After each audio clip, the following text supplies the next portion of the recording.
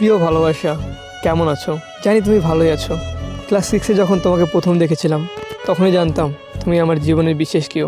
প্রথম দিকে তুমি আমাকে পাত্তা দিচ্ছিলে না, কিন্তু আমি তবুও অপেক্ষা করলাম, কারণ ভালোবাসা যখন সঠিক হয় তখন সময়ে অপেক্ষা করতে শেখে।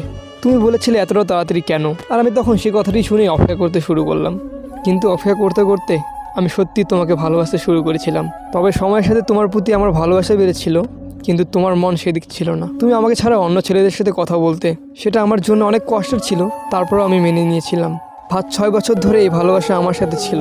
যদিও তুমি অনেক কিছু পরিবর্তন করেছিলে, আমি সেসব সত্ত্বেও তোমাকে ভুলতে পারিনি। তোমার দেওয়া সেই হাতের ব্যাজটি এখনও আমার কাছে রেখেছি। আজও সেই ব্যাজটি আমার হাতে আছে, সেই ছোট উপহার যা আমাকে তোমার প্রতি আমার ভালোবাসার কথা মনে করিয়ে দেয়। তোমার সাথে কিছু স্মৃতি, কিছু মুহূর্ত, সেগুলো আজও আমার মনে তাজা। যখন তোমার মায়ের ফোনে কথা বলতাম, সন্ধ্যাবেলায় নদীর পাড়ে বসে গল্প করতাম, তখন সেই দিনগুলোর কথা মনে হলে এখনও বুকটা কেঁপে ওঠে।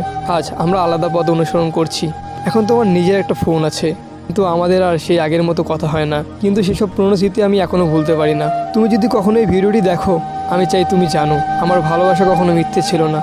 তোমার প্রতি সেই অনুভূতি সত্য ছিল, এখনও আছে, আর হয়তো সারা জীবন থাকবে। 5-6 বছর ধরে আমি তোমাকে ভালোবেসেছি, এবং তাতে কোনো খারাপ কিছু ছিল না। সেসব স্মৃতি, সেসব মুহূর্ত তো আজ আমার জীবনের একটি অংশ হয়ে দাঁড়িয়েছে। হয়তো আমাদের সম্পর্ক এখন অতীতে পরিণত হয়েছে, কিন্তু আমি সেই ভালোবাসাটিকে কখনো ভুলবো না।